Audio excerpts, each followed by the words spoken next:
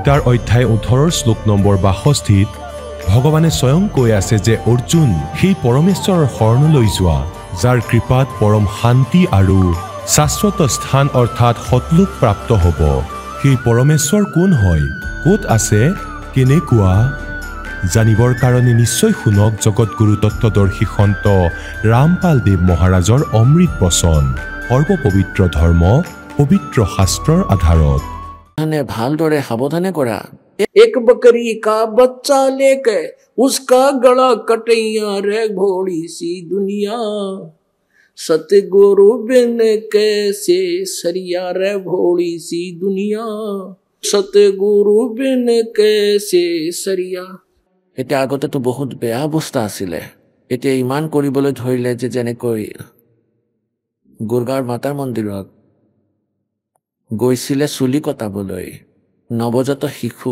ল'ৰা হওক বা ছোৱালী তাতে গৈছিলে আগতে প্ৰথম চলি তাতে গৈ নিবেদন কৰি আহিছিল দুৰ্গা মাক সেই গুৰগাঁৱৰ মাতৃ আৰু তাতে বৃদ্ধসকলে নিজৰ পুত্ৰ বোৱাৰীসকলক লৈ গৈছিলে লগত সৰু নাতি তাতে গৈছিলে নাপিতসকলেও আছিলে তাত চুলি কাটিবৰ বাবে আৰু নাপিতক কৈছিলে লোৱা নাপিত চুলি কাটি দিয়া মাক দান দিম এতিয়া সেই কেঁচিখনেৰে কচকৈ কাটিব ধৰিলে আগৰ দিনত কেঁচিবোৰ ইমান দীঘল আছিলে এতিয়া বুঢ়ীজনীয়ে ক'লে হে নাপিত চাবা মোৰ নাতিৰ কেঁচা মূৰ হয় কেঁচি যাতে লাগি নাযায় সাৱধানে ভালদৰে সাৱধানে কৰা এতিয়া परमात्मा कोले अपने लला के बाल उतरवावे नौका देख के चीना लग जइया और एक बकरी का बच्चा लेकर उसका गला कटैया रे घोड़ी सी दुनिया নিজৰ সন্তানৰ বাবে ইমান মৰম নিজৰ ইমান মমতা যে কেঁচিৰো ভয় আৰু এটা ছাগলী বলি দি এনেকৈ কৈ যে মাক নিবেদন কৰিছো মায়ে কেতিয়াবা ছাগলী খাব পাৰে নেকি এই জিভাৰ সোৱাদৰ বাবে দুষ্টসকলে নিজৰ স্বাৰ্থৰ বাবে আজে বাজে নিয়ম বনাইছে ভক্তি একো নাছিলে সহজ সৰল আত্মা আছিলে শ্ৰদ্ধালু আছিল তেওঁলোকক দুষ্টলোকে প্ৰভাৱিত কৰিছিল আৰু ভগৱানৰ ভয়ত নিজৰ পৰিয়ালৰ সুখ শান্তিৰ বাবে আৰু পাপ কৰিবলৈ ধৰে এজন ভকতে কৌতুক শুনালে তেওঁ ক'লে এই গুৰগাঁৱৰ মাতা মন্দিৰ চৰকাৰী ঠিকাৰ দৰে চৰকাৰৰ অধীনত আহিল আৰু চৰকাৰে যিদৰে নিলামত দিয়ে ধৰা হ'ল 2 লাখ টকা চৰকাৰক জমা দিব লাগিব বাকীখিনি নিজৰ যিমানেই পূজা পাঠৰ দান আহিব মানুহজনে লৈ ল'লে 2.5 লাখত আৰু অন্তিম দিনত তেওঁ হিচাপ কৰিলে এতিয়া আৰু খুব বেছি 100-200 মানুহ আহিব পাৰে এতিয়া আৰু কোনো দান বৰঙণি নাহিব পূজাৰ সামগ্ৰী তেওঁ হিচাপ উলিয়ালে যে 50,000ৰ হানি হ'ল গ'ল আৰু 50,000 ঠিকাদাৰে এষ্টিমেট কৰি লৈছিল ইমানতে বুঢ়ী এজনী আহিল তেওঁ বুঢ়ীক ক'লে আইতা আপুনি কিয় আহিছে বুঢ়ীয়ে ক'লে ভাই মোৰ নাতিৰ পাইলছ হৈছে আৰু মাতাৰ দ্বাৰা ঠিক কৰাবলৈ লৈ আহিলো তেওঁ ক'লে মা দেৱীয়ে পাইলছ লগাইহে দিয়ে ভাল নকৰে তেতিয়া বুঢ়ীয়ে ক'লে আৰু দুষ্ট এনেকৈ কিয় কৈছা মানুহজনে ক'লে 50,000 মোক পাইলছ দিলে 50,000 লোকচান ভৰিলো এতিয়া কি ক'লে পৰমাত্মাই কয় ते अपने लला के बाल उतरवावे और देखे चीना लग जइया और एक बकरी का बच्चा लेके और उसका गला कटैया रे घोड़ी सी दुनिया এনেকৈ জুলুম কৰা আৰু ঘৰত সুখ বিচাৰা এতিয়া এই গোটেইখিনি কাৰণ এই অজ্ঞানী সন্ত ঋষি মহৰ্ষিসকলৰ আছিলে যিসকলে আমাৰ পূৰ্বপুৰুষসকলক মিছগাইড কৰিছিলে তেওঁলোকে ভগৱানক ভয় কৰিছিলে পূৰ্ণ ৰূপেৰে পৰমাত্মাৰ ওপৰত সমৰ্পিত আছিলে আৰু এই দুষ্ট লোকসকলে তেওঁলোকক বিভ্ৰান্ত কৰি ক'ত লৈ গৈ এৰিলে এতিয়া কেনেধৰণৰ পূজাৰ আৱিষ্কাৰ কৰিলে এগৰাকী হৈ মাৰ ব্ৰত আছিলে হৈ কমৈ বুলি কয় কবিৰ পৰমাত্মাই কৈছিলে आपे लिपे आपे पोते आपे बनावे ओई और उस पे बुढ़िया पुत्र मांगे तेरी अकल कड़े ते खोई এগৰাকী হৈ মাত বুলি বনাই লৈছিলে চিত্ৰৰ দৰে বনাই লৈছিলে এতিয়াতো কাগজৰো বনোৱা পোৱা যায় ইয়াক ছপাই দিয়ে দুৱাৰত আৰু ইয়াৰ আগত বহি এনেকৈ কয়, মোৰ গাখীৰত আৰু মোৰ নাতিসকলৰ মাজত সুখ বজাই ৰাখক। কোৱা হয়, पत्थर पूजे जाटी पूजे सिर तुरसा के हो, मेरे दूध पूत में खैर राखिए नो पूजू हूं तो। এতিয়া কি কয় যে কিছুমানেতো গছক পূজে আৰু কিছুমানে পাথৰক পূজে আৰু কোনোবাই তুলসীক পূজা কৰে, তুলসীক মা বনাই লয়। सिर तुरसा के हो और उन दिनों का मेरे दूध पूत में खैर राखिए नो पूजू हूं तो। কোৱাচোন এইবোৰ পূজা আছিল নেকি? আমাৰ গছক পূজা কৰোঁ অথবা তুলসী গছক, এয়া বনৌষধিহে, আৰু ইয়াক মাহ বনাই লৈ ইয়াৰ আগত মূৰ ধুৱাই আছা, আমাক ৰক্ষা কৰক। পৰমাত্মাই কয়, তোমাৰ তুলসী মাক ছাগলীয়ে খাই পেলালে, এতিয়া তেওঁ নিজৰ ৰক্ষা কৰিব নোৱাৰিলে তোমালোকৰ কি ৰক্ষা কৰিব? আকৌ কি ক'লে, कच्चा पक्का भोजन बना के माता पूजने गईया, उस माता ऊपर कुत्ता मुते वो क्यों ना मर गईया रे भोड़ी सी दुनिया, सतगुरु बिन कैसे सरिया रे भोड़ी सी दुनिया, सतगुरु बिन कैसे सरिया। এতিয়াও এই নীতি নিয়মবোৰ বহুত গভীৰভাৱে পালন কৰে, কিন্তু আমি ইয়াৰ পৰা পৰিত্ৰাণ পালোঁ 15-20 বছৰ হৈ গ'ল মালিকৰ দয়াৰে, নহ'লে আমিও সেই কেটেগৰীতে আছিলোঁ। যি নহওক, আমাৰ আইতাসকলে কি কৰিছিল, ৰুটি বনাইছিলে, কেঁচা পকা তেলত ভাজে, আৰু তেলত, সৰিয়হৰ তেলত, আৰু মাতা দেৱীক ভোগ লগাবলৈ গৈছিলে। আৰু মাতা কেনেকুৱা, 4টা ইটা থৈ মাটিৰ দম বনালে, ইমান ওখ মাতাৰ মহল, সেই 4টা ইটা এনেকৈ থৈ ওপৰত, আৰু তাতে এনেকৈ লাইন লাগি থাকে, কোনোজনী গৈ থাকে, কোনোজনী আহি থাকে, আৰু তাতে 10-20টা কুকুৰ এনেকৈ থিয় হৈ থাকে। সেই বুঢ়ীয়ে সেই ভোগ নিবেদন কৰি তললৈ আহি নাপায়, এই সময়তে সেই কুকুৰে খাই পেলায়। ইটোৱে সিটোৰ লগত কাজিয়া কৰে, খাই সেই মাতা দেৱীৰ নম্বৰ নাহোঁতে সিহঁতে খাই শেষ কৰে, আৰু তাৰপিছত এইবোৰৰ ওপৰতে আকৌ পেচাব কৰি ওলাই আহে। এতিয়া পৰমাত্মাই কয়, এতিয়া পূজাৰ বাবে যিবোৰ ৰুটি বনাইছিলে সেইবোৰ কেঁচা পকাই আছিলে, কাৰণ জানিছিলে এইবোৰ কুকুৰেই খাব। যদি কোনোবাই দেৰি কৰিছিল, খুৰী বাইদেৱে, তেতিয়া আইতাই কৈছিলে যে সোনকালে বনোৱা, দেৰি হৈছে, যেনেকুৱা হয় হওক, যেনেকৈ আছিল তেনেকৈয়ে ফটাফট লৈ গৈছিল। তেওঁলোকে জানিছিল যে কুকুৰেই খাব, কোনো মানুহেতো খাব নোৱাৰে এইবোৰ। গতিকে ক'ব, এইটো বিচৰা হৈছে যে পূজাৰ জৰিয়তে নিজৰ ঘৰত সুখ বিচাৰিছা, এনেকুৱা সাধনা কৰি আমি মংগলৰ বাবে অপেক্ষা কৰিছিলোঁ, আমাৰ ওপৰত এনেকুৱা দুখ কষ্ট জাপি দিছে অজ্ঞানী ঋষি মহৰ্ষিসকলে, গুৰুৱে। আকৌ কি কৈছে, जीवित बाप गेल लट्ठम लट्ठा और मुए गंग पोचैया, जब आवे आसोज का महीना फिर वो कौआ बाप बनैया रे भोड़ी सी दुनिया, गुरु बिन कैसे सरिया रे भोड़ी सी दुनिया, सतगुरु बिन कैसे सरिया।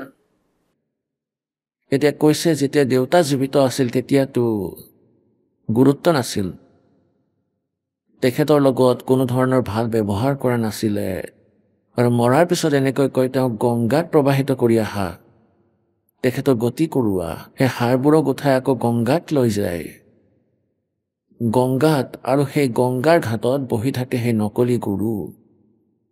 এজন ব্যক্তিৰ পত্নীয়ে নাম লৈ ৰাখিছিল ইয়াৰ পৰা। সেই ছোৱালীজনীয়েতো গোটেইবোৰ কথা বুজি পালে, কাৰণ ইয়াত আহিলে সকলো জ্ঞান অৰ্জন হয়। এতিয়া আজিকালিতো এনে বালক নাই, জ্ঞানৰ জৰিয়তে গম পোৱা যায়, গতিকে সেই ছোৱালীজনীৰ দৃঢ় বিশ্বাস হৈ গ'ল। তেওঁৰ স্বামীৰ বিশ্বাস হোৱা নাছিলে, আৰু তেওঁ মানাও কৰিছিলে যে স্বাৰ্থ, এই যি অস্থিৰ উঠাই লৈ গৈ গংগাত প্ৰবাহিত কৰে, তাৰ পৰা একো লাভ নাই, আৰু তেখেতক গোটেই ঘটনাবোৰৰ বিষয়ে শুনাইছিল যে এনেকৈ হয়, তেনেকৈ হয়। তেওঁ নামানিছিল, এনেকৈ কয় যে তুমি আজে বাজে কথা কৈছা, আৰু লোক লাজ এইবোৰতো কৰিব লাগিবই। তেওঁ সেইকাৰণে নাম লোৱা নাছিল। এতিয়া মোৰ দ্বাৰা নাম লোৱা নহ'ব, দেউতা যদি মৰে মইতো অস্থি নিমেই, মানুহে কি ক'ব। এদিন তেওঁ ক'লে যে প্ৰতিবেশী তেওঁৰ খুৰা মৰিল, আৰু তেওঁ অস্থি লৈ তেখেতৰ লগত তাত গৈ উপস্থিত হ'ল গংগা ঘাটত, আৰু তাত যোৱাৰ পিছত এনেকৈ সুধিব যে ক'ৰ পৰা আহিছে। সেই পণ্ডিতসকলে সোধে, গতি কৰোৱা গুৰুসকলে, আমি ক'লো যে তাৰ পৰা আহিছোঁ, তেতিয়া আনজনে ক'লে যে আহা আহা তুমি আমাৰ হয়। সেই ক্ষেত্ৰ আমাৰ হয় আৰু তাৰ মানুহবোৰো। তেওঁ আহিল, আমি তেওঁ ওচৰলৈ গ'লো, তেওঁ গোটেই বহি উলিয়াই ল'লে আগৰ, আৰু পিছফালে চাই এনেকৈ ক'লে, যজমান এইবাৰতো আপুনি বহুত দেৰিকৈ আহিলে। তেওঁৰ স্বামীয়ে নিজৰ পত্নীক আহি ক'লে যে মোৰ হৃদয়ত বিষালে, এই শত্ৰুসকলেতো বিচাৰে যে আমি সদায় মৰো। এনেকৈ ক'লে আপুনি বহুদিন পিছত আহিছে ক্ৰিয়া কৰাবলৈ। সেইদিনাখনৰ পিছতে তেওঁ ক'লে মোৰ দৃঢ় বিশ্বাস হৈ গ'ল আৰু নাম লৈ ল'লে আৰু সকলো এৰি দিলে। তেওঁলোকে কি গতি কৰাব, এওঁলোকে মানুহ মৰাটোহে আশা কৰে, যাতে সোনকালে ইয়ালৈ আহে। আৰু কিয় বতাতে হে জীৱিত বাপ গেল লঠা। পুণ্যাত্মাসকল, পৰমাত্মাই কয়,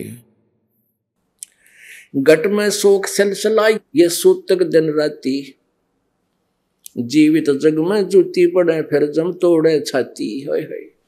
कहते हैं जो भक्ति नहीं करते, परमात्मा की सत साधना नहीं करते, संसार शोक सराय में ये सूतक दिन राती, जीवित जग में जूती पड़े फिर जम तोड़े छाती।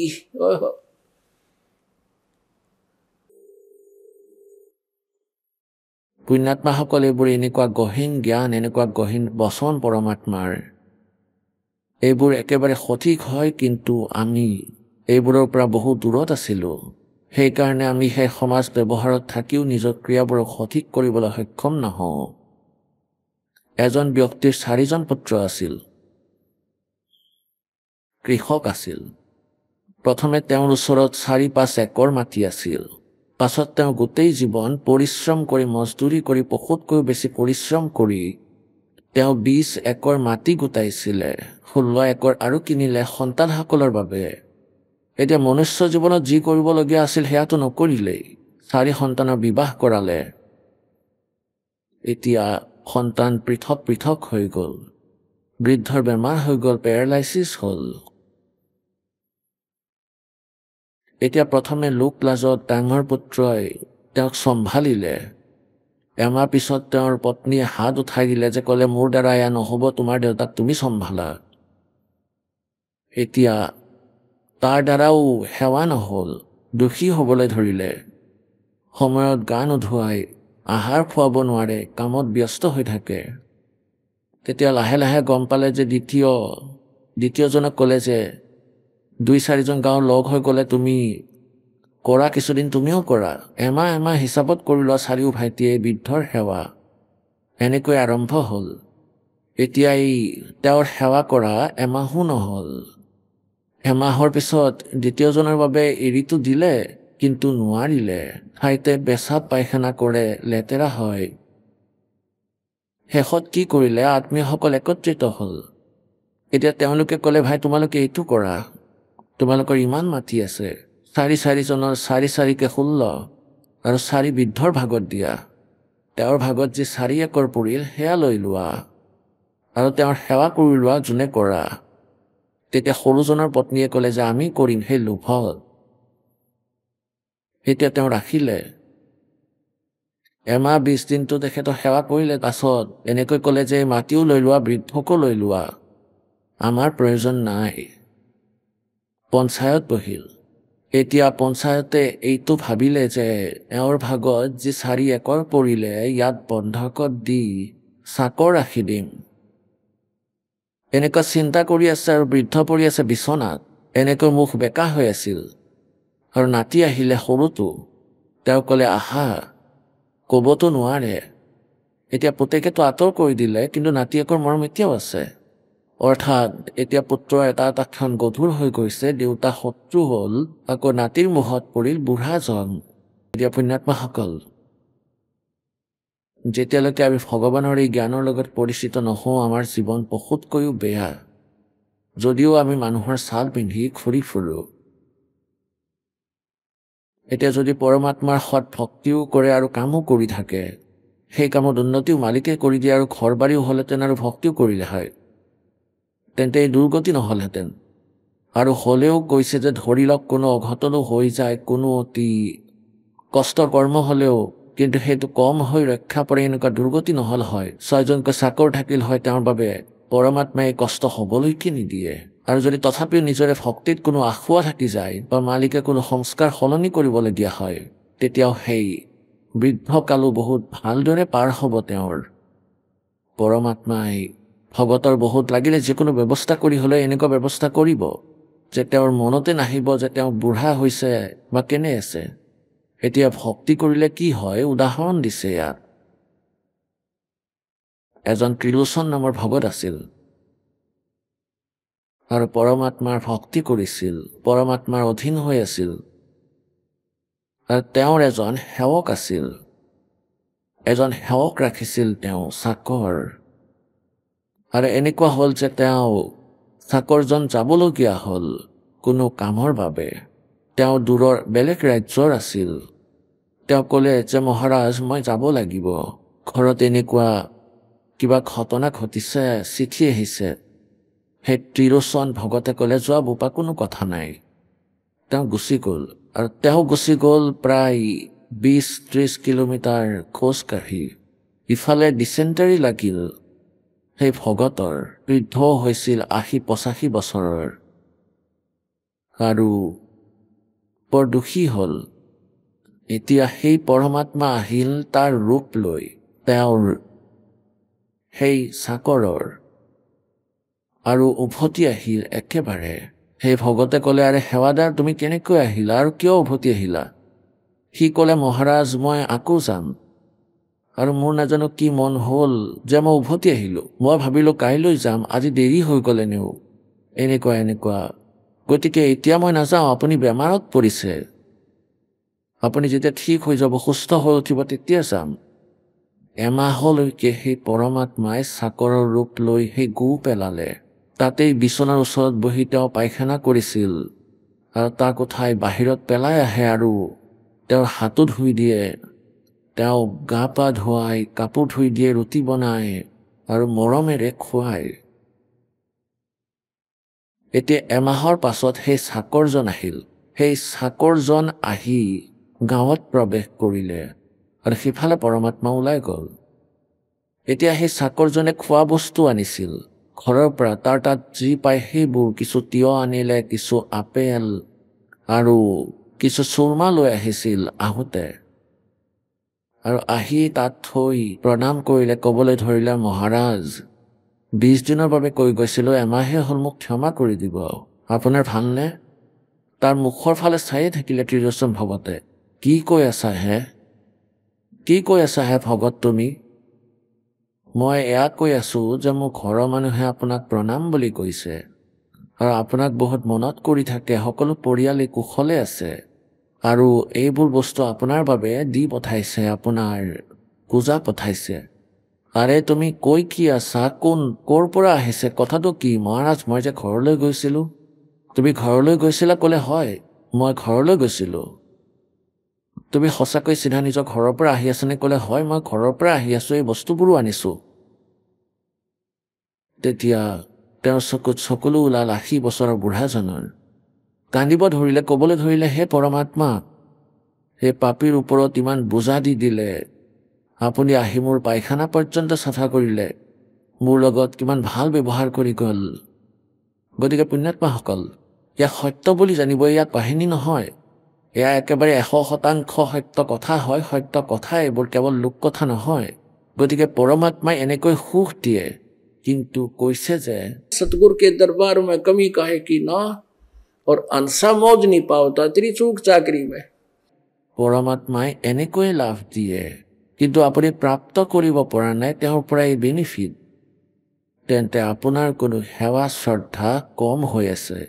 আপোনাৰ কিছু ভক্তিত, কিছু শ্ৰদ্ধাত, আপোনাৰ ভিতৰৰ বিশ্বাসত এই ভুল হৈ আছে। যিদিনা এই ভুল শেষ হ'ব, সেইদিনা দেখিব যে ন চমৎকাৰ আপোনাৰ লগত হৈ থাকিব। এতিয়া কি কৈছে? जय सतगुरु की संगत करते सकल कर्म कट जाई, अमरपुरी पर आसन होते जहां धूप ना छाई। अब परमात्मा कहते हैं जय सतगुरु की संगत करते, जय सतगुरु की शरण में चले जाते। না শ্ৰাদ্ধ কৰাটো জৰুৰী, না পিণ্ডদান কৰাৰ আৱশ্যকতা, কাৰণ তেওঁ ভূতেই নহ'ব। আমাৰ ভক্তি যিয়ে কৰি আছে তেওঁ ভূত প্ৰেত পিতৰ যোনিত নাযায়, আৰু পুণ্যাত্মাসকল, আৰু যদি আপোনাৰ পিতৃ, আপোনাৰ মা দেউতা, কাৰণ এইটো সকলোৱে জানে যি ভক্তি কৰি যোৱা নাই তেওঁ কোনো নহয় কোনোজনীক কষ্ট ভোগ কৰি আছে, ক'ৰবাত ভূত অথবা পশু পক্ষীৰ জনিত আছে। এতিয়া আপোনালোকৰ সঁচা শ্ৰদ্ধা স্বাভাৱিক কথা, কাৰণ আপোনাৰ আস্থা থাকিবই লাগিব তেওঁলোকৰ ওপৰত যে হে ভগৱান, মোৰ মাতা পিতাৰ বহুত দুৰ্গতি হৈছে চাগে, গতিকে তাৰ বাবেও এই সমাধান পৰমাত্মাই কৈছে। আপোনাৰ সেই পিতৃ পৰ্যন্ত মুক্তি হ'ব আপোনাৰ ভক্তিৰ দ্বাৰাই, আৰু এনেকৈ হ'ব যে আপুনি গমেই নাপাব সেই কথা। এইটো ইমানেই বেনিফিচিয়েল কৈছে যে ভক্তি বীজ হোৱেজো হানসা আৰু তাৰ উদাসকে উত্তৰ বংশা, আগন্তুক 101 প্ৰজন্মটো পাৰ অৱশ্যে হ'ব, আৰু যে পিতৃ আৰু অন্য যোনে দুখ পাই আছে তেওঁলোকৰো মুক্তি হ'ব, তাৰ বিধিও কোৱা হয়। গতিকে পুণ্যাত্মাসকল, अब क्या बताते हैं, प्रेत शिला पैजा विराजे पितरों पिंड भराई, बौर श्राद्ध खान को आए फिर काग बहे कलमाई, जय सतगुरु की संगत करते सकल कर्म कट जाई, अमरपुरी पर आसन होते जहां धूप ना छाई। কোৱা হৈছে সদগুৰু শৰণ লোৱা হলে সকলো জঞ্জাল দূৰ হলহেঁতেন, সকলো পাপ নাশ হলহেঁতেন, আৰু সত্য লোকত গুচি গলহেঁতেন অমৰ লোকত, য'ত পৰম শান্তি প্ৰাপ্ত হয়। গীতা অধ্যায় নম্বৰ 18 শ্লোক নম্বৰ 62 কৈছে যে অৰ্জুন, তুমি সৰ্বভাৱেৰে সেই পৰমাত্মাৰ শৰণত যোৱা, তেওঁৰ কৃপাতহে তুমি পৰম শান্তি আৰু সনাতন পৰম ধাম প্ৰাপ্ত কৰিবা। ইয়াত সেই কথাটোকে সোঁৱৰাই দিছে গৰীবদাস চাহেব দেৱে। जय सतगुरु की संगत करते सकल कर्म कट जाई, अमरपुरी पर आसन होते। অমৰপুৰী সনাতন পৰম ধামত তোমাৰ স্থান হলহেঁতেন, আসন পালে হয়, তাত বাস কৰিলেহেঁতেন, য'ত না ৰ'দ না ছাঁ আছে, য'ত কোনো কষ্ট নাই। सुरत नृत मन पवन पियाना, शब्द शब्द समाई, गरीबदास गलतान महल में मिले कबीर गोसाई। এতিয়া গৰীবদাস চাহেবে কৈছে যে সত্য সাধনা কৰোঁতে, স্মৰণ কৰোঁতে সুৰত নিৰত মন আৰু পৱন এই সকলোকে একেলগে কৰিব লাগে ভক্তি কৰা সময়ত। যেনেকৈ আপুনি স্মৰণ কৰিছে সৎ নামৰ, বা প্ৰথম মন্ত্ৰ কৰিছে, তাতো ধ্যান থাকিব লাগে যে মই কোনটো মন্ত্ৰ মাতি আছো, কোনটো মন্ত্ৰৰ জপ কৰি আছো, তেতিয়া তাৰ বেনিফিট আছে। আৰু যদি এনেই আপুনি মন্ত্ৰ মাতি আছে, কেৱল মুখেৰেহে মাতি আছে, মন কৰবাত ঘূৰি আছে, তেতিয়া সেইটো মন্ত্ৰ হৈ থকা নাই, আপোনাৰ তাৰ ইউজ নাই। পৰমাত্মাই কৈছে যে के माला तो कर में फिरे हाथ में, और जीव फिरे मुख माही, हरमनवा तो धक्के पता नहीं कहाँ खावे, 14 फिरे ये तो सुमन नाही। যিয়ে কৰক, কৈছে যে সুৰত শব্দ অভ্যাস, ইয়াৰ প্ৰেক্টিচ কৰিব লাগিব, যে মই কি কৈ আছো, যি আখৰ ভিতৰত মনত স্মৰণ কৰি আছো, তাত সুৰত নিৰত থাকিব লাগিব যে মই কি কৈ আছো, আৰু এইটো কাৰ মন্ত্ৰ, আৰু নাই বুলিও এইটো জনা জৰুৰী যে মই কৈ কি আছো। ইয়াক সুৰত আৰু শব্দ অভ্যাস বোলে। যেনেকৈ শ্বাসৰ স্মৰণ শ্বাসৰ দ্বাৰা কৰে, এটা মন্ত্ৰ বাহিৰলৈ এৰে আনটো ভিতৰলৈ নিয়ে, গতিকে তাত ধ্যান থাকিব লাগিব যে মই বাহিৰলৈ কোনটো মন্ত্ৰ এৰি আছো, তাৰ উচ্চাৰণ হয় ভিতৰৰ পৰা অজপা জপ হৈ যায়, ভিতৰলৈ নিলেও তাৰ অজপা জপ হয়। গতিকে তাৰ ওপৰত মন দিব, দি থাকিব, মন দি থাকিলে সুৰত নিৰত নিজে নিজে ওলাব। সুৰত নিৰত মন আৰু পৱন, পৱন মানে শ্বাস, ইয়াৰ শ্বাসৰ ওপৰত আৰু লগতে মই কি কৈ আছো সেই শব্দৰ ওপৰত, সেই উচ্চাৰণত ধ্যান দিব ভিতৰৰ পৰাই যে মই কি জপ কৰি আছো, তেতিয়া সেইটো আপোনাৰ হিচাপত ধৰা হয়। আৰু যদি সেই জপত ধ্যান নায়েই, মই কি কৈ আছো, মন কৰবাত ঘূৰি আছে আৰু এনেই মাতি আছে, যেনেকৈ মন্ত্ৰ মাতি থাকে, তাৰ লাভ নাই। কোৱা হয় सुरत नृत मन पवन पियाना, शब्द शब्द समाई, गरीबदास गलतान महल में मोहि मिले कबीर गोसाई। কৈছে যে মোক পৰম পিতাই লগ পালে, কবিৰ ভগৱানে স্বয়ং সদগুৰু ৰূপত আহি, আৰু এই কাৰণে আজি মই আনন্দত আছো পৰমাত্মাৰ মহলত। আজি মই সম্পূৰ্ণৰূপে নিজে নিজকে ফ্ৰী মানি আছো, কাৰণ মই পূৰ্ণ সাধনা পালো, পূৰ্ণ পৰমাত্মাই চকুৰ আগত দেখুৱালে য'ত আমি যাব লাগিব। এতিয়া মোৰ আৰু ইয়াত আস্থা নাই। মোৰ পৰৱৰ্তী খোজ পৰমাত্মাৰ দৰবাৰত ৰখা আছে। যিদিনা এই শৰীৰ এৰিম চিধাই সত্যলোকত উপস্থিত হ'ম। গৰীবদাস গলতান মহল মে যেনেকৈ ইচ্ছা কৰে বালকে যে তাত যাব লাগিব, তাত যাম। কেতিয়া আহিব সেই টাইম, সেই দিন, সেইদিনা তালৈ দৌৰ মাৰিম, তাত যাম। এতিয়ালৈকে আমি মৰিবলৈ টান পাই আছো, মৰি নাযামতো কেনেবাকৈ। আৰু আকৌ সেই সময় ঠিক কৰাটো মুস্কিল হ'ব। সেই দিন কেতিয়া আহিব পৰমাত্মা ইয়াৰ পৰা যেন ৰক্ষা কৰা, আমি যেন সত্যলোকত থাকো। সেইবাবে পৰমাত্মাই কৈছে, सुखदेव ने 84 भुक्ति बना पजावे खरवो तेरी क्या बुनियाद प्राणी तो बंडा पंथ पकड़बो। সুখদেৱৰ নিচিনা মহৰ্ষিয়েও ইয়াত 84 লাখ জুনিত গাধা হৈ কষ্ট পাইছিল। সুখদেৱ নামৰ ঋষি এজনে নিজে নিজৰ অভিজ্ঞতা ক'বলৈ ধৰিলে, যেতিয়া তেওঁৰ অন্তঃকৰণ মুকলি হ'ল, চাফা হ'ল। ক'বলৈ ধৰিলে যে এবাৰ মই গাধৰ জনী ভোগ কৰি আছিলো আৰু মই অন্ধ হৈ গ'লো। মোৰ মালিকে মোক এৰি দিলে আৰু মই লিকৰ সহায় লৈ তাৰ লগে লগে গৈ আছিলো। লিকত 2-3 কিলোমিটাৰ গৈ সন্মুখত এটা নলা আছিল। নলাটো বহুত ঠেক আছিল, থিয় গৰা আছিল। সাধাৰণ ব্যক্তিয়েতো জাপ মাৰি পাৰ হৈ গৈছিল, কিন্তু মই দেখা নাপালো। মই তাৰ ভিতৰত আবদ্ধ হলো। চাৰিওটা ভৰি নলাৰ ভিতৰত সোমাই পৰিল। মুখ আগফালে আছিল, পিঠি বেক চাইড পিছপিনে লাগি ধৰিলে আৰু লৰচৰ কৰিব নোৱাৰা হলো। আৰু সেইফালেদি কেতিয়াবাহে 2-এজন মানুহ গৈছিল। মোক কোনেও নুলিয়ালে। মোৰ কঁকালত ভৰি দি মোক দলং বনালে আৰু পাৰ হৈ যায় নলাৰ ওপৰেদি। সপ্তাহ 10 দিনলৈ কষ্ট ভুগি ভোকে পিয়াহে তাত মৃত্যুক সাৱটি ধৰিলো। এতিয়া সেই সুখদেৱ ঋষিয়ে কৈ আছে যে সেই ঘটনা মোৰ মনত থাকে আৰু মই ভগৱানৰ চৰণত পৰি থাকো। মই ভুল নকৰো। ইমানখিনি দয়া কৰিছে মোৰ ওপৰত পৰমাত্মাই, মোৰ এটা জীৱন দেখুৱাই দিছে। পুণ্যাত্মাসকল, আপোনালোকে বিশ্বাস কৰিব লাগিব, এই সাধনা কৰিব লাগিব। এতিয়া হয়তো ইচ্ছা কৰি তেওঁৰ ওপৰত দয়া কৰিছে যে মই গাধ হলো, এনেদৰে মোৰ সেই কষ্ট হৈছিল। সেইবোৰ মনত পৰিল। পৰমাত্মাই কৈ আছে যে এনেকুৱাই তোমাৰ লগত হ'ব। গতিকে ভগৱানৰ বচনৰ ওপৰত বিশ্বাস কৰি আৰু এই কথা মনত ৰাখিব যে এনেকুৱা দুৰ্যোগ হ'ব যদিহে ভক্তি নকৰে। গতিকে তাৰ বাবে কি কৈছে? सुखदेव ने 84 भुक्ति बना पजावे खरवो, खरवाने गदा और तेरी क्या बुनियाद प्राणी तू पेंडा पंथ पकड़बो।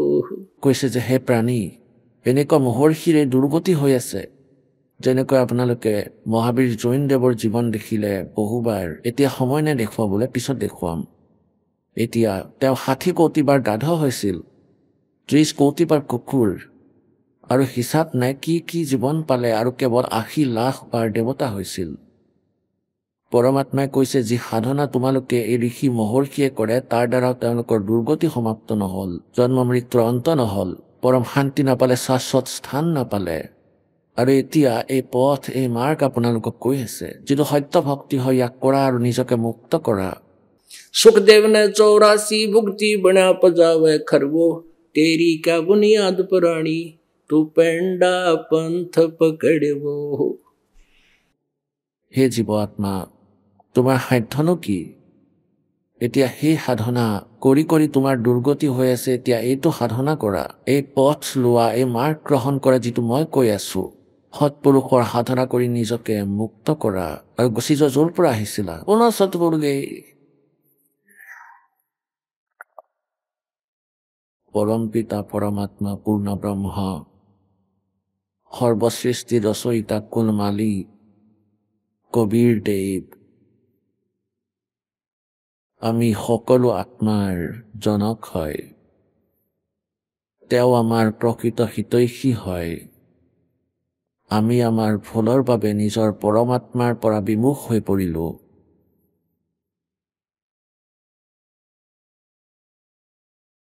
তথাপিও তেওঁ আমাৰ পিতা। আমাৰ সন্তানৰ এই ভুল ক্ষমা কৰাৰ উদ্দেশ্যেৰে ইয়ালৈ আহে আৰু আমাক সেই বিশেষ জ্ঞান দিয়ে। আমি কোন, ইয়াত আমাৰ উদ্দেশ্য কি আৰু আমি কোনখন ঠাইত বাস কৰি আছো। এই ঠাই বসবাসৰ উপযুক্ত নহয়, কিন্তু দুখ সহ্য কৰাত আমি ইমানেই অভ্যস্ত হৈ পৰিলো যে আমাৰ এই দুখ যেন নলগা হ'ল। পৰমেশ্বৰ আহি, পৰমাত্মা স্বয়ং আহি আমাক জ্ঞান দিয়ে যে তোমালোকে ইয়াত ভুল স্থানত বাস কৰি আছা। তোমালোকৰ লগত এটা বহুত ডাঙৰ ষড়যন্ত্ৰ কৰা হৈছে আৰু এটা বিশেষ ষড়যন্ত্ৰ কৰি তোমালোকক ইয়াত বন্দী কৰি থৈছে। আপোনালোকৰ বুদ্ধি বহুত দুৰ্বল কৰি দিলে। পৰমেশ্বৰ কবীৰদেৱে আমাক মনত পেলাই দিয়ে, তোমালোক জীৱ হৈ গলা, তোমালোক হংস আছিলা। मेरे हंसा बाई हंस रूप था जब तू आया। मेरे हंसा बाई हंस रूप था जब तू आया। अपना स्वरूप भूल मैं भूला, तात जीव कहाया। मेरे साधो बाई हमसे रूप था जब तू आया। मेरे हंसा भाई हमसे रूप था जब तू आया। যি সময়ত আমি এই কালৰ লগত ইয়ালৈ আহিলো এই লোকত, সেই সময়ত আমি সকলো নিজৰ সত্য ভক্তিৰ উপাৰ্জনেৰে পৰিপূৰ্ণ আছিলো। আমি আমাৰ সকলো উপাৰ্জন লৈ ইয়াৰ লগত বহি আহিলো। এই কালে আমাৰ সেই পুণ্যৰ উপাৰ্জনৰ আধাৰত আমাক প্ৰথমে ওপৰৰ লোকসমূহত ৰাখিলে আৰু আকৌ কালে আমাক এই পৃথিৱীৰ ওপৰত পেলাবলৈ আৰম্ভ কৰিলে। এয়া আমাক শাস্তি দি ৰাখিছে। ইয়াত আমি সকলো নিজ কৰ্মৰ দণ্ড ভোগ কৰিবলৈ এই পৃথিৱী লোকত আহিছো। পৰমাত্মা পৰমেশ্বৰ কবীৰদেৱে আহি আমাক মনত পেলাই দিয়ে যে আমি এই লোকৰ বাসিন্দা নহয়। এই কালে আমাক ইমানেই অজ্ঞানী কৰি দিলে, আমি পৰমাত্মাৰ ডেফিনেশ্যন পৰিচয় পাহৰি গলো। আকৌ আমি সকলো সদগ্ৰন্থক সত্য মানুহ যেনে পবিত্ৰ শ্ৰীমদ ভাগৱত গীতা, পবিত্ৰ 4 বেদ, পবিত্ৰ 18 পুৰাণ আদি সদগ্ৰন্থক আমি শুদ্ধ মানিছিলো আৰু মানি আছো। আৰু যিসকল ঋষি মহৰ্ষিক আমি বিদ্বান মানিছিলো, তেওঁলোকে এটা সংস্কৃত ভাষা কৈছিল, সংস্কৃত ভাষাৰ জ্ঞাতা আছিল আৰু তেওঁলোকে এই সদগ্ৰন্থসমূহ যিদৰে বুজিলে তাৰ আধাৰতে তেওঁলোকে লোক বেদ বনাই সমাজৰ আগত দাঙি ধৰিলে আৰু সেই লোক বেদৰ আধাৰত এই কালৰ প্ৰেৰণাত সকলোৱে পৰমাত্মাৰ পৰিভাষা সদগ্ৰন্থৰ বিপৰীতে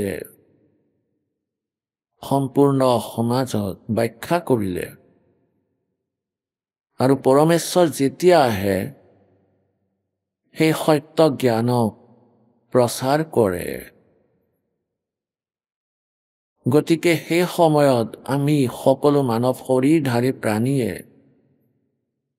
সেই নকলি গুৰু, ঋষি, মহৰ্ষি, মণ্ডলেশ্বৰ, ব্ৰাহ্মণসকলৰ আধাৰত পৰমাত্মাৰ পৰিভাষা বিপৰীত ধৰণে গ্ৰহণ কৰি থাকো আৰু পৰমাত্মাই সত্য ক'লেও আমি নিজৰ অজ্ঞানতাৰ বাবেই পৰমাত্মাৰ সত্য জ্ঞানৰ বিৰোধ কৰো। যি জ্ঞান আজি এই দাসে আপোনালোকক বুজাই আছে, পৰমেশ্বৰ কবীৰদেৱে প্ৰত্যেক যুগত এই জ্ঞান কৈ আহিছে আৰু লিপিবদ্ধ কৰাইছে। এয়া সচিদানন্দ ঘন ব্ৰহ্মৰ বাণী, এয়া কবিৰ বাণী। আজিৰ পৰা 600 বছৰ আগতে পৰমাত্মাই সেই জ্ঞানে লিপিবদ্ধ কৰাইছিল আজি সেয়া সকলো সৎগ্ৰন্থত বিদ্যমান। কিন্তু সেই সময়ৰ এই নকলি ব্ৰাহ্মণ, নকলি গুৰু, এতিয়া পুণ্যাত্মাসকল এনেও ব্ৰাহ্মণৰ ডেফিনেশ্যন এটা বহুত পবিত্ৰ বস্তু। ব্ৰাহ্মণ সম্পৰ্কে পৰমাত্মাই কৈছে, ব্ৰাহ্মণে ব্ৰহ্ম পেছানে और पंडित सोयदर्पण কি জানে? আপোনালোক সকলো ব্ৰাহ্মণ, কাৰণ আপোনালোকে পৰমাত্মাক চিনি পালে। আৰু এনে জাতি ব্যৱস্থা চাই আমি ব্ৰাহ্মণৰ পৰিভাষা বুজি নাপালো। যেতিয়াৰ পৰা সৃষ্টি আৰম্ভ হ'ল, কোনো জাতি বেলেগ নাছিল, কোনো ধৰ্ম বেলেগ নাছিল। সেই একেটা দলৰ ব্যক্তিসকলে নিজৰ মাজতে, যেনে 4জন ভাই ককাই আছিল, 4জনৰ ভিতৰত এজনে ক'লে যে তুমি ল'ৰা ছোৱালীক পঢ়াই দিবা, শিক্ষা গ্ৰহণ কৰা আৰু কৰোৱা। এজনৰ কাম হ'ল যে তুমি ৰক্ষা কৰা, ক্ষত্ৰিয় হোৱা। এজনক ক'লে বেপাৰ কৰা আৰু সকলোৰে লালন পালন কৰা। আৰু তৃতীয়জনক ক'লে যে তুমি চাফাই আদি কাম কৰা। গতিকে সকলোৱে আনন্দেৰে স্বীকাৰ কৰিলে কামবোৰ, কাম কৰিবই লাগিব, সকলোৱে মিলি কৰিলে হ'ল। গতিকে যি ব্ৰাহ্মণ আছিল, সেয়া ব্ৰাহ্মণ বৰ্গ আৰু ব্ৰাহ্মণ বংশৰ, কাৰণ তেওঁলোক সেই কামতে দক্ষ হৈ পৰিল। গতিকে নিজৰ নিজৰ কামখিনি নিজৰ বংশৰ লোকক কৰিবলৈ দিলে। এইদৰে এইটো আগলৈ গৈ 4টা ডাঙৰ ডাঙৰ দল হ'ল। আৰু পৰমাত্মাৰ বিষয়ে যিয়ে জ্ঞান দিয়ে তেওঁলোকক ব্ৰাহ্মণ বোলে, তেওঁলোকক গুৰু বোলে, তেওঁলোক আচাৰ্য হয়। আৰু তেওঁলোকৰ ওপৰত বিশ্বাস কৰা হয় যে তেওঁলোকে বেদ পঢ়িছে, পুৰাণ পঢ়িছে আৰু তেওঁলোকে যি কৈ আছে সেয়া সত্য।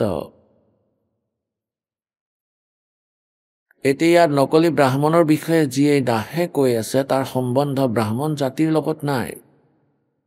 এতিয়া যেনেকৈ মোৰ গুৰুদেৱ আছিল স্বামী ৰাম দেৱানন্দ দেৱ, তেওঁ জাতিত ব্ৰাহ্মণ আছিল। হাৰিয়ানা প্ৰান্তৰ ভিৱানী জিলাৰ তহচিল চৰখী দাদৰি আৰু গাঁও হ'ল বাৰাপেটাবাজ। তেওঁ বাৰাপেটাবাজ ভিৱানী ডিষ্ট্ৰিক্টৰ বাসিন্দা আছিল, ব্ৰাহ্মণ জাতিৰ, যিসকল পৰম্পৰাগত ব্ৰাহ্মণ আছিল।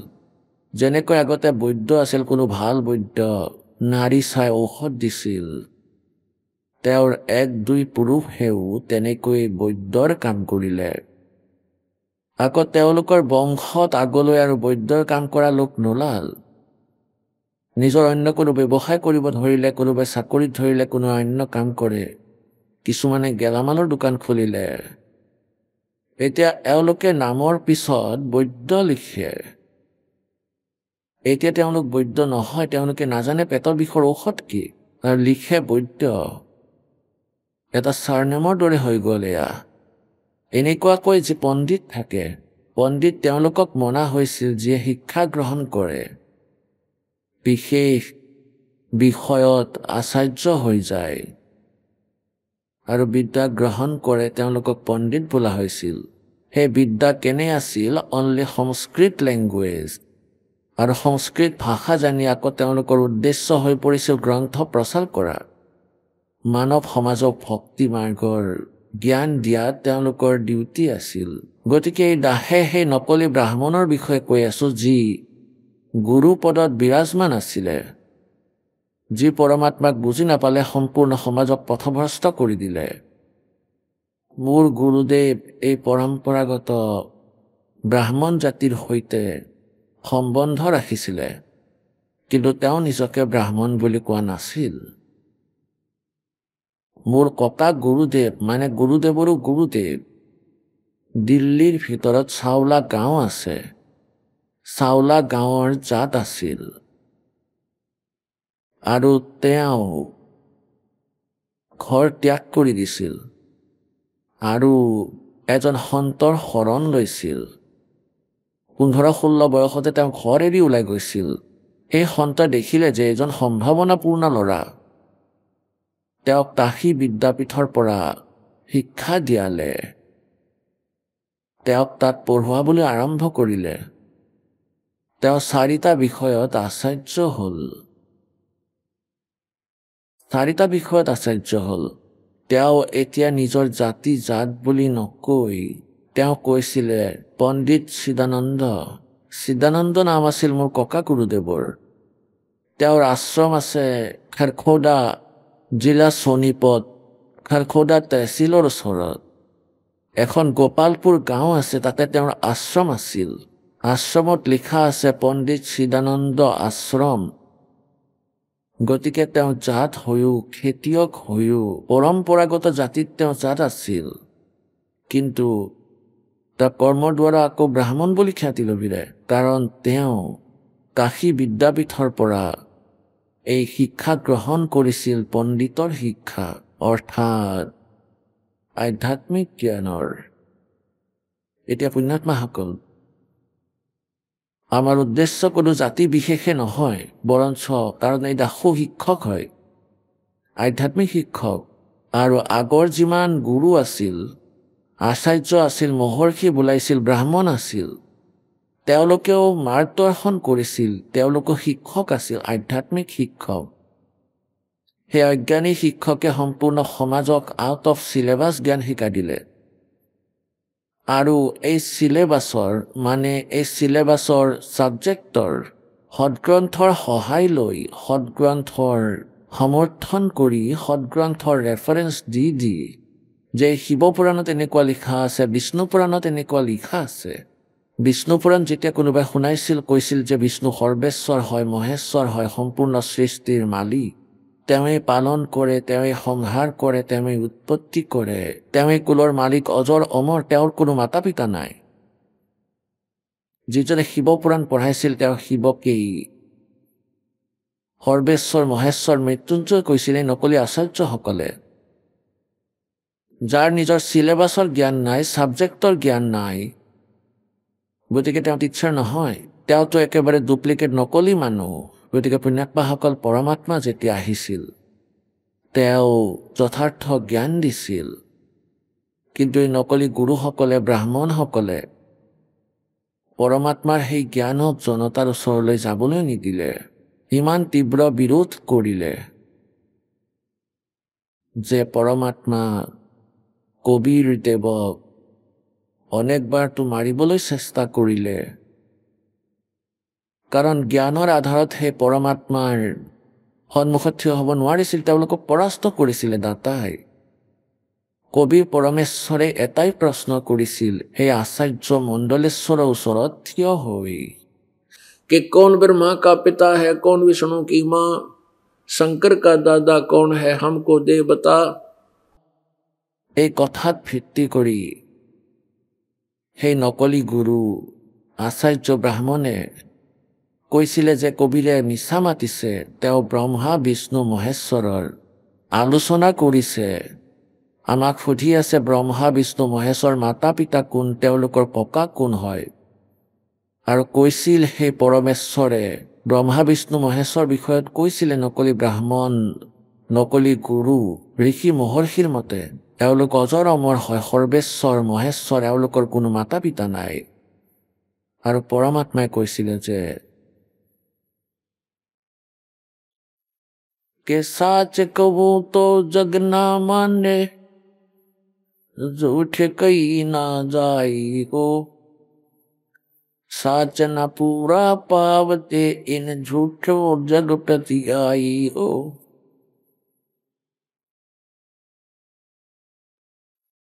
যে সঁচা কলে এই জগতে নামানে, আৰু মিছা মই মাতিব নোৱাৰো। মোৰ সঁচা কথা স্বীকাৰ নকৰি এই মিছলীয়া গুৰুসকলৰ কথা তোমালোকে বিশ্বাস কৰি আছা। এতিয়া পুণ্যাত্মাসকল, সেই সময়ত লীলা কৰিলে দাতাই, এই সকলো জ্ঞান লিপিবদ্ধ কৰাই দিলে। আৰু পৰমেশ্বৰে পৰমাত্মাৰ মহিমা কেনেকৈ কলে, পৰমেশ্বৰ কবিৰ দেৱে ব্ৰহ্মা বিষ্ণু মহেশ্বৰ স্থিতি বৰ্ণনা কৰিছিল। তেওঁ কি কৈছিল,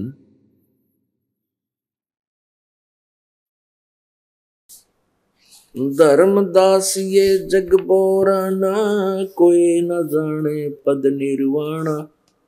यही कारण मैं कथा पसारा, अब जग से कहिए वो राम नियारा।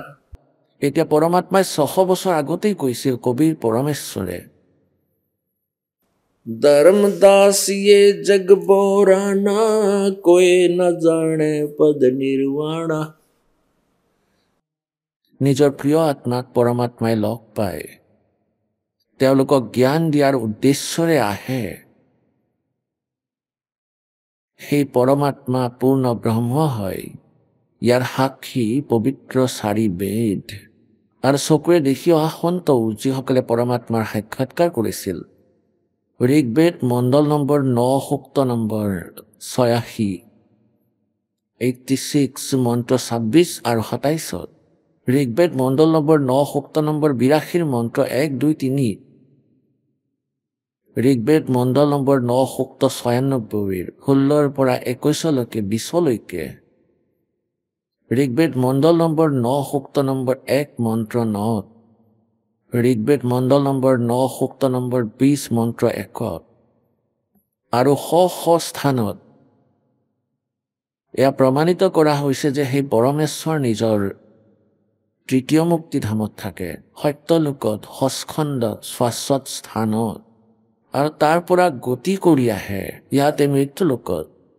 আৰু ইয়াত সেই শ্ৰেষ্ঠ আত্মাক লগ পায়, পুণ্যাত্মাক লগ পায়, যিসকল গৃহ ভগত হয়। আৰু সেই মহাপুৰুষক লগ পাই আকৌ তেওঁলোকক নিজৰ যথাৰ্থ জ্ঞান দিয়ে, আধ্যাত্মিক জ্ঞান দিয়ে। এতিয়া সেই লীলা মালিকে 600 বছৰ আগতে কৰিছিল। সেই জ্ঞান সচিদানন্দ ঘন ব্ৰহ্মৰ বাণীত লিপিবদ্ধ আছে। আহক আমি এতিয়া সেই শ্ৰদ্ধালুসকলৰ অনুভৱবোৰ জানো, যিসকলে জগতগুৰু তত্ত্বদৰ্শী সন্ত ৰামপাল দেৱ মহাৰাজৰ পৰা দীক্ষা প্ৰাপ্ত কৰিছে তথা তেওঁৱেই কোৱা ভক্তি মাৰ্গ এওঁলোকে অৱলম্বন কৰি আছে। নমস্কাৰ ছাৰ। নমস্কাৰ ছাৰ। ছাৰ কি নাম আপোনাৰ? গজেন্দৰ দেহৰী। গজেন্দৰ, আপুনি ক'ৰ পৰা আহিছে? মই উৰিষ্যাৰ ঝাৰচুৰা জিলাৰ লক্ষণপুৰ ব্লকৰ ছাত্ৰীপল্লী গাঁৱৰ পৰা আহিছোঁ। ছাৰ, সন্ত ৰামপালদেৱ মহাৰাজৰ পৰা নাম দীক্ষা কেতিয়া ল'লে? মই সন্ত ৰামপালদেৱ মহাৰাজৰ পৰা নাম দীক্ষা 2020 জুন মাহত লৈছিলোঁ। সন্ত ৰামপালদেৱ মহাৰাজৰ পৰা নাম দীক্ষা লোৱাৰ আগতে আপুনি কি ভক্তি সাধনা কৰিছিল?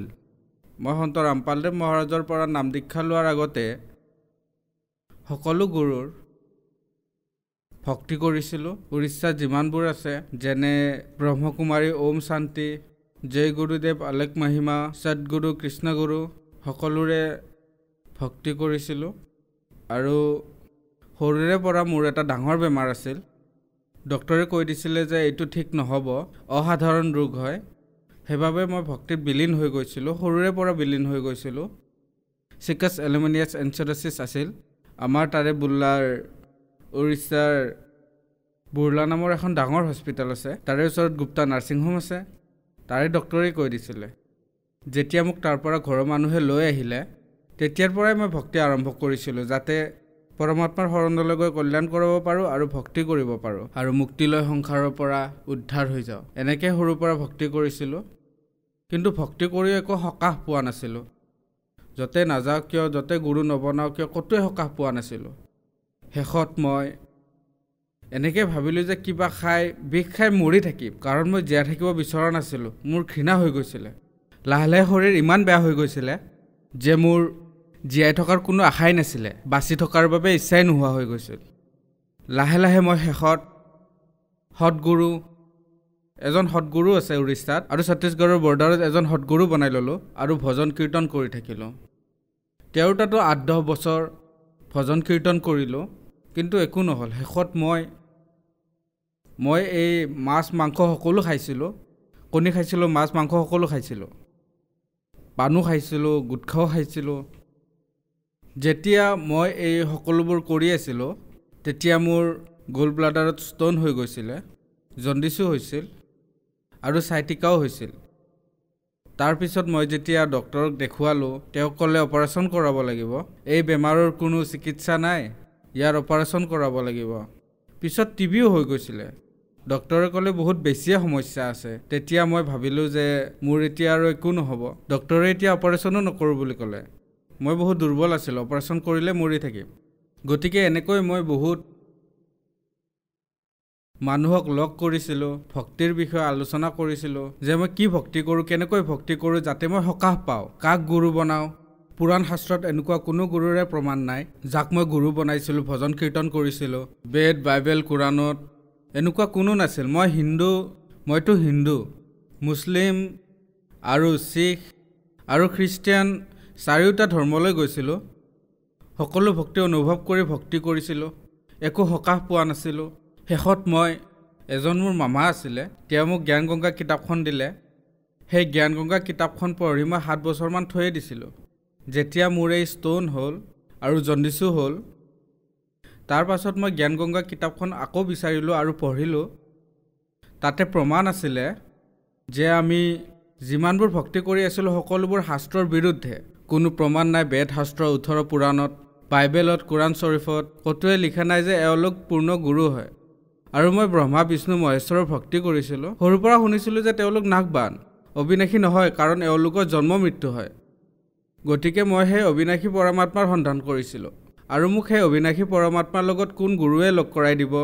মোৰ এই অসাধাৰণ ৰোগটো সাধাৰণ কৰিবৰ বাবে, আৰোগ্য হ'বৰ বাবে ভাৰতত যিমানবোৰ গুৰু আছে, যেনে মধু পৰমাস জম্মু কাশ্মীৰৰ, ধন সদগুৰু, সচ্চা সদা, প্ৰকাশ মুনি, যেনেকৈ উৰিষ্যাত ব্ৰহ্মকুমাৰী আছে, গায়ত্ৰী ধৰ্ম আৰু বেংগলোৰৰ সাই বাবা, সকলোৰে দুৱাৰত গৈছিলোঁ, ক'তোৱে ভাল পোৱা নাছিলোঁ।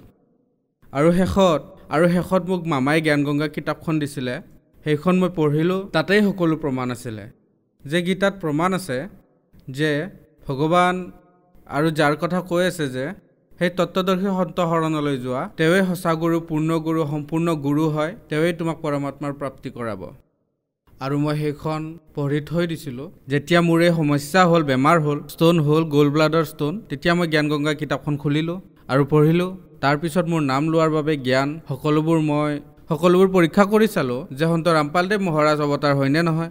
এতিয়া তেওঁৰ শিষ্যসকলে কৈ আছে, প্ৰমাণ দি আছে যে তেওঁ পূৰ্ণ গুৰু হয়, পৰমাত্মা হয়, আৰু তেওঁৰ শৰণলৈ গ'লে সকলোবোৰ ৰোগ কষ্ট দূৰ হৈ যায়, সুখ হয়, শান্তি হয়, সৎলোকৰ প্ৰাপ্তি হয়, মুক্তি হয়। মই পঢ়া শুনা কৰাই হয়, BA কৰিছিলোঁ। BA পঢ়াৰ পিছত যিহেতু মই পঢ়া শুনা কৰা, গতিকে নিৰীক্ষণ কৰিলোঁ যে সন্ত ৰামপালদেৱ মহাৰাজ কেনেকুৱা গুৰু আৰু কাৰ অৱতাৰ, যে পৰমাত্মা কোন হয়, পূৰ্ণগুৰু কোন হয়। এনেকৈ মই সকলোখিনি বেদ শাস্ত্ৰমতে প্ৰমাণ চালোঁ। যেনে শ্ৰীমদ ভাগৱত গীতাৰ অধ্যায় 4 শ্লোক নম্বৰ 34 লিখা আছে যে অৰ্জুন, তুমি সৰ্বভাৱেৰে সৰলতাপূৰ্বক নিষ্কপট ভাৱেৰে সেই তত্ত্বদৰ্শী সন্তৰ শৰণলৈ যোৱা, তেওঁৱেই তোমাক তত্ত্বজ্ঞান দিব। আৰু সেই তত্ত্বজ্ঞান পাই তুমি সেই পৰম পদক বিচাৰি ল'বা, যলৈ গ'লে মানুহ সংসাৰৰ মাজলৈ ঘূৰি আহিবলগীয়া নহয়। তাৰপিছত মই 2 ধৰণৰ গীতা আনিলোঁ, তাতে ভেৰিফাই কৰিলোঁ, তাক মিলালোঁ যে সন্ত ৰামপালদেৱ মহাৰাজে জ্ঞান গংগা কিতাপত যিমানেই 18 পুৰাণ, 4 বেদ, 6খন শাস্ত্ৰ, বাইবেল গুৰু গ্ৰন্থত যিমানবোৰ প্ৰমাণ দিছে, সকলোবোৰ আনি মোৰ লগত যিমানবোৰ বেদ গ্ৰন্থ আছে তাতে মিলাই চালোঁ। ওচৰৰ গাঁৱৰ যিমানবোৰ মানুহৰ লগত মোৰ ওচৰত যিকেইখন নাছিল, সেইবোৰ মই ওচৰ পাজৰৰ গাঁৱলৈ গৈ মিলাই চালোঁ। যিমানবোৰ শ্লোক তাত লিখা আছিলে মিলাই চালোঁ, ঠিকেই আছিলে। আৰু মই বুজিলোঁ যে সন্ত ৰামপালদেৱ মহাৰাজ পূৰ্ণ পৰমাত্মা, অবিনাশী পূৰ্ণ ব্ৰহ্ম কবিৰ চাহেবৰ অৱতাৰ। কাৰণ বাইবেলত, অৰ্থডক্স বাইবেলত লিখা আছে যে কবিৰেই পৰমাত্মা। কোৰাণ শ্বৰীফত লিখা আছে যে আল্লাহ কবিৰ হয়। গুৰু গ্ৰন্থত লিখা আছে যে গুৰু নানকে কৈছে যে কবিৰেই পৰমাত্মা হয়। আৰু শ্ৰীমদ ভাগৱত গীতাৰ 17 নম্বৰ অধ্যায়ত কবিৰ চাহেবৰ নাম আছে। আৰু ভাগৱত গীতাৰ 7 নম্বৰ অধ্যায়ৰ 9 নম্বৰ শ্লোকতো আছে। সকলো মিলাই চালোঁ আৰু মানিলোঁ যে তেওঁৱেই গুৰু হয় আৰু কবিৰ চাহেবে পৰমাত্মা আৰু কবিৰ চাহেবৰ অৱতাৰ সন্ত ৰামপালদেৱ মহাৰাজ। তেতিয়া মই নাম ল'ম বুলি থিৰাং কৰিলোঁ। আৰু হাৰিয়ানাত যেতিয়া মই মোবাইলত সৎসংগ চালোঁ, তাত হালধীয়া শাৰীত যি নাম্বাৰ আহে, সেই হালধীয়া শাৰীত হাৰিয়ানাৰ আশ্ৰমত ফোন লগালোঁ। তাৰ পৰা আদেশ আহিলে যে আপুনি উৰিষ্যাৰ যি সম্বলপুৰ নামদান কেন্দ্ৰ আছে, ভুৱনেশ্বৰ আৰু কালাহান্দিতো আছে, যিখন ওচৰ তাৰে নম্বৰ দিম। তেতিয়া মই ক'লোঁ যে সম্বলপুৰ নামদান কেন্দ্ৰ মোৰ ওচৰ হ'ব। সন্ত ৰামপালদেৱ মহাৰাজৰ সম্বলপুৰত যি নামদান কেন্দ্ৰ আছে, 2020-21ত অনলাইন মোবাইলত নামদান দীক্ষা ল'লোঁ। ছাৰ আপুনি কৈছে যে আপোনাৰ চিকল চেল নামৰ বেমাৰ আছিলে, জণ্ডিছ আছিলে, লিভাৰত কেঞ্চাৰ আছিলে, আপুনি কেইদিনমান পিছত মৰিব বুলি ডক্টৰে কৈছিলে। তাৰপিছত আপুনি সন্ত ৰামপালদেৱ মহাৰাজৰ পৰা নাম দীক্ষা ল'লে। তেন্তে কি আপুনি বেমাৰ ভাল পালেনে? যিমানবোৰ বেমাৰ আছিলে মই সকলোৰে পৰা লাহে লাহে ভাল পালোঁ। এতিয়া সুস্থ, মোৰ সকলো বেমাৰ দূৰ হ'ল। মই এতিয়া ভক্তি কৰি আছোঁ আৰু মোৰ যিমানবোৰ বেমাৰ আছিলে সকলোৰে পৰা পৰিত্ৰাণ পালোঁ। চিকল চেলৰ বাবে মই 24টা যি লাগিছিলে, ট্ৰামাডল লাগিছিলে, ডাইনাপাল লাগিছিলে, পেণ্ডৰ লাগিছিলে, এই সকলোবোৰ লগাইছিলোঁ। যিমান দেৰিলৈকে ইয়াৰ প্ৰভাৱ আছিল তেতিয়ালৈকে ভাল লাগিছিল। তাৰ প্ৰভাৱ শেষ হোৱাৰ পিছত ভাল নলগা হয়। এনেকৈয়ে মই চলি আছিলোঁ। আৰু যেতিয়া পৰমাত্মাৰ শৰণলৈ আহিলোঁ, মুক্তিদাতা সন্ত ৰামপালদেৱ মহাৰাজৰ শৰণলৈ আহিলোঁ, তেতিয়াৰ পৰা মই ভাল পাবলৈ ধৰিলোঁ আৰু মেডিচিন এৰি দিলোঁ। মেডিচিন, ঔষধ সকলো এৰিলোঁ। এতিয়া সুস্থ, এতিয়া পৰমাত্মাৰ ভক্তি কৰি আছোঁ। ছাৰ, মোৰ পইচা আৰ্থিক অৱস্থা বহুত বেয়া আছিলে, ঘৰত বহুত সমস্যা হৈছিল। সন্ত ৰামপালদেৱ মহাৰাজৰ দয়াত ঘৰত অশান্তি কম হ'ল আৰু আৰ্থিক স্থিতিও সলনি হ'ল। এতিয়া পৰমাত্মাৰ দয়াত সকলো ঠিকে আছে। ছাৰ, আপোনাৰ পঢ়া শুনা কি? মই পৰমাত্মাৰ দয়াত BA কমপ্লিট কৰিছোঁ আৰু উৰিষ্যাৰ যি উৎকল ইউনিভাৰ্চিটি আছে তাতে MBAৰ এডমিশ্যন লৈছোঁ আৰু এতিয়া পঢ়া শুনা আৰু ভক্তি দুয়োটাই চলি আছে। ছাৰ, আপুনি এজন শিক্ষিত মানুহ আৰু আপুনি কৈছে যে সন্ত ৰামপালদেৱ মহাৰাজৰ পৰা অনলাইনত নাম দীক্ষা লৈছে। আপোনাৰ বহুত বেমাৰ আছিলে। আপুনি কৈছে যে প্ৰায় সকলো ধৰ্মতে আপুনি গুৰু বনাইছে। জগন্নাথ মন্দিৰলৈ গ'ল, দেৱী দেৱতাৰ ওচৰলৈ গ'ল, ক'তোৱে ভাল নাপালে। কিন্তু আপুনি সন্ত ৰামপালদেৱ মহাৰাজৰ পৰা অনলাইন নাম দীক্ষা লৈ ভাল পাই গ'ল। এইটো কেনেকৈ সম্ভৱ? মুক্তিদাতা সন্ত ৰামপালদেৱ মহাৰাজে যি নাম দীক্ষা দিয়ে, যি মন্ত্ৰ দিয়ে, সকলোবোৰ শ্ৰীমদ ভাগৱত গীতাৰ 17 নম্বৰ অধ্যায়ৰ 23 নম্বৰ শ্লোকত ওম তৎসৎ যি আছে, সেইটোত 3বাৰকৈ পৰমাত্মাই নাম দিয়ে। গতিকে যেতিয়া আমি এই শাস্ত্ৰ অনুকূল ভক্তি কৰোঁ, মই শাস্ত্ৰ অনুকূল ভক্তি কৰিছিলোঁ, তেতিয়াহে মই লাভ পাবলৈ ধৰিলোঁ। স্বাস্থ্য সলনি হ'বলৈ ধৰিছিল, আৰোগ্য হ'ব ধৰিলোঁ। আৰু এয়াতো প্ৰমাণিত জ্ঞান হয়, প্ৰমাণিত ভক্তি, যি সৎগুৰু মুক্তিদাতা সন্ত ৰামপালদেৱ মহাৰাজৰ পৰা পাইছোঁ। ছাৰ, আপুনি কৈছে যে আপোনাৰ বহুত বেছি বেমাৰ আছিলে। এনেকুৱা বেমাৰ আছিলে যে সেয়া কেতিয়াও ভাল নহয়। আপুনি সন্ত ৰামপালদেৱ মহাৰাজৰ শিষ্যসকলৰ ইণ্টাৰভিউ চালে যে তেওঁলোকে ঠিক হৈ আছে, গতিকে আপুনিও ঠিক হ'ব। আজি আপুনি টিভিৰ সন্মুখত থিয় হৈ আছে আৰু আপুনিও এক উদাহৰণ। আৰু যিসকল আজি সমস্যাত আছে আৰু আপোনাক টিভিত দেখি আছে, তেওঁলোকক কি ক'ব? যিসকল মই যেনেকৈ সমস্যাত আছিলোঁ, পৰমাত্মাক বিচাৰি ফুৰিছিলোঁ, যিজন সৎগুৰুক বিচাৰি আছিলোঁ, যিয়ে শাস্ত্ৰ অনুকূল ভক্তি দিয়ে, পূৰ্ণ পৰমাত্মা হয়, তেনেকুৱা পৰমাত্মাক বিচাৰি বিচাৰি আজি তেওঁৰ দয়াত সেই গুৰুও বনালোঁ, সেই পৰমাত্মাও প্ৰাপ্ত কৰিলোঁ আৰু পৰমাত্মাৰ দয়াত যিবোৰ মোৰ বেমাৰ আছিল সকলোৰে পৰা আৰোগ্য হ'লোঁ। এতিয়া ভক্তি কৰি আছোঁ, সুস্থ আছোঁ, পঢ়িও আছোঁ। আৰু এই বিশ্বত যিসকল মোৰ ভাৰতবাসী আছে, সকলোকে মই বিনম্ৰ প্ৰাৰ্থনা কৰি হাতযোৰ কৰিছোঁ যে যিসকল এই ৱৰ্ল্ডত, ভাৰত দেশত, উৰিষ্যাত আছে, সকলোকে প্ৰাৰ্থনা জনাইছোঁ, মোৰ ভাই ভনী মাতা পিতাসকলক, এই যে সন্ত ৰামপালদেৱ মহাৰাজ আছে, তেওঁ শাস্ত্ৰ অনুকূল ভক্তি প্ৰদান কৰে আৰু শ্ৰীমদ ভাগৱত গীতাৰ অধ্যায় নম্বৰ 34, অধ্যায় 4ৰ 34 নম্বৰ শ্লোকত যি তত্ত্বদৰ্শী সন্তৰ কথা কৈছে, তেওঁৱেই গুৰু হয়। আৰু তেওঁৰ শাস্ত্ৰ অনুকূল ভক্তিৰে যিয়ে নাম দীক্ষা ল'ব, তাৰ পৰা মুক্তি পাব আৰু তেওঁ আৰোগ্যও হ'ব। এয়াই প্ৰমাণ আছে বেদ আৰু শাস্ত্ৰত। ছাৰ, সন্ত ৰামপালদেৱ মহাৰাজৰ পৰা নাম দীক্ষা কেনেকৈ ল'ব পাৰি? আমাৰ ভাৰতবৰ্ষৰ বহুতো টিভি চেনেলত সন্ত ৰামপালদেৱ মহাৰাজৰ সৎসংগ আহে, তাৰে তলত হালধীয়া শাৰী এটা আহে, তাত আশ্ৰমবোৰৰ নম্বৰ থাকে। সেই নম্বৰত ফোন কৰিলে আপোনালোকৰ ওচৰত মানে নিজৰ নিজৰ ডিষ্ট্ৰিক্টত যি নামদান কেন্দ্ৰ আছে সন্ত ৰামপালদেৱ মহাৰাজৰ, তাৰ পৰাই আপুনি নামদান পাই যাব। ধন্যবাদ ছাৰ। নমস্কাৰ ছাৰ।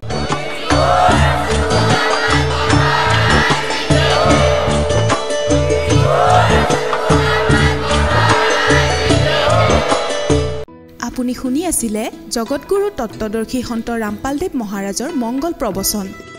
অধিক জানিবৰ বাবে ভিজিট কৰক আমাৰ ৱেবছাইট www.jagatgururampalji.org।